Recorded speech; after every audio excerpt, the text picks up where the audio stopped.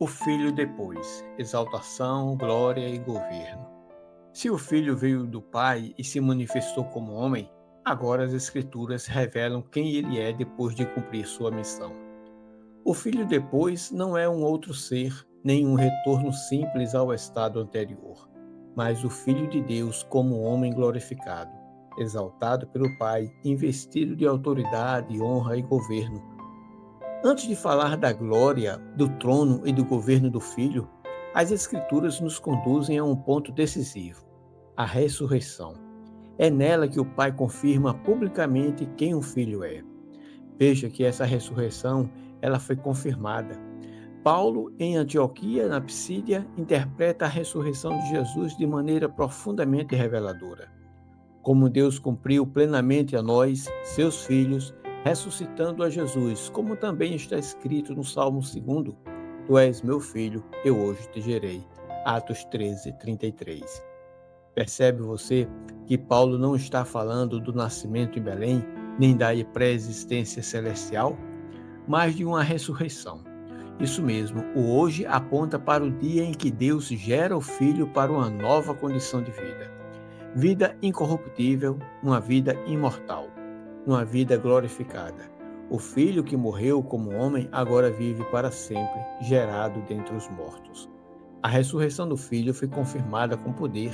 O apóstolo Paulo reforça esse entendimento em sua carta aos Romanos, quando diz: "E declarado Filho de Deus com poder, segundo o Espírito de santidade pela ressurreição dentre os mortos."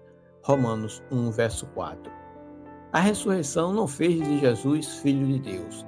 Ela o declarou, ela o confirmou, o autenticou diante de todos. Aquele homem obediente que sofreu e morreu foi publicamente reconhecido por Deus como seu filho, agora com poder. Agora vejamos um detalhe que muitos passam despercebidos. A ressurreição de Jesus não houve intercessor. Isso mesmo. Todas as demais ressurreições registradas nas Escrituras ocorreram por intermediação humana. Elias orou pelo filho da viúva e ele reviveu. Eliseu intercedeu e o menino foi restaurado à vida. Jesus ressuscitou mortos durante o seu ministério. Os apóstolos oraram e mortos voltaram à vida. Mas com Jesus ocorre algo único: ninguém intercede por ele. Por isso o Pai me ama, porque dou a minha vida para torná-la a tomar. Ninguém a tira de mim, mas eu de mim mesmo a dou. Tenho poder para dar e poder para torná-la a tomar. Este mandamento recebi de meu Pai. João 10, 17 e 18. A ressurreição do Filho não depende de um profeta, de uma oração ou de um mediador humano. Ela acontece em perfeita harmonia entre o Pai e o Filho. O Pai o ressuscita e o Filho toma novamente sua vida por autoridade recebida. Mas você pode se perguntar: o que acontece com o Filho após a sua humilhação como homem? Pelo que também Deus o exaltou soberanamente, e lhe deu um nome que é sobre todo nome, disse Paulo em Filipenses 2, verso 9. Aquele que se esvaziou foi exaltado. A exaltação foi concedida pelo Pai como resposta à obediência do Filho. O nome recebido aponta para a posição, autoridade e reconhecimento universal. O Filho não se autoexaltou, foi exaltado por Deus. Mas poderíamos perguntar: em qual condição o Filho ressuscita? Um espírito? Vede as minhas mãos e os meus pés, que sou eu mesmo. Apalpai-me e vede, pois um espírito não tem carne nem ossos, como vedes que eu tenho. Lucas 24, 39. O Filho ressuscita como homem real, não como um espírito ou um anjo. Sua glorificação não anula sua humanidade, antes a confirma. Ele agora vive para sempre como um homem aprovado por Deus, o primogênito dentre os mortos. Em Mateus 28, 9, as mulheres abraçaram-lhe os pés, mostrando contato físico real. No livro de João 20, 27, ele convida Tomé a tocar em suas feridas. Põe aqui o teu dedo e vê as minhas mãos. Chegue a tua mão e põe do meu lado. Em João 21, 12, 13, Jesus prepara e come pão e peixe com os discípulos, reforçando sua presença física. Mas onde o Filho está agora?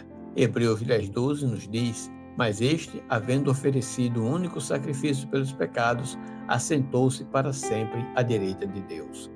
Assentar-se à direita de Deus é linguagem de autoridade. O Filho reina porque o Pai assim determinou. Ele governa em nome de Deus, continuando como mediador entre Deus e os homens. E qual o tamanho da autoridade que o Filho recebe? Ele mesmo disse em Mateus 28:18: É-me dado todo o poder no céu e na terra. Toda autoridade foi dada, não tomada. Isso preserva a verdade bíblica de um só Deus supremo, ao mesmo tempo em que exalta plenamente o Filho como o Senhor constituído, o Rei messiânico e juiz designado. Mas qual seria a posição do Filho de Deus diante do Pai? Paulo nos esclarece em 1 Coríntios 15, 25 a 28, porque convém que reine até que haja posto a todos os inimigos debaixo dos seus pés. E quando todas as coisas lhe estiverem sujeitas, então também o próprio Filho se sujeitará àquele que todas as coisas lhe sujeitou. Mesmo em sua glória máxima, o Filho permanece submisso ao Pai. Essa não é uma nova pessoa, mas o mesmo Filho entrando em uma nova fase de sua existência. O governo do Filho não elimina a supremacia do Deus único, pelo contrário, a manifesta. No fim, tudo converge para que Deus seja tudo em todos. Em resumo, meus queridos, o Filho antes estava com Deus, gerado por Deus, compartilhando de sua glória. Durante, ele se esvaziou, ele se fez carne, ele sofreu e obedeceu. Agora, após a ressurreição, ele é exaltado, ele é glorificado e ele reina como homem aprovado por Deus. O filho que veio do Pai é o mesmo que voltou ao Pai, agora não apenas como unigênito, mas como primogênito dentre muitos irmãos, cabeça de uma nova criação. Pense nisso e que o Eterno nos abençoe, hoje e sempre. Amém.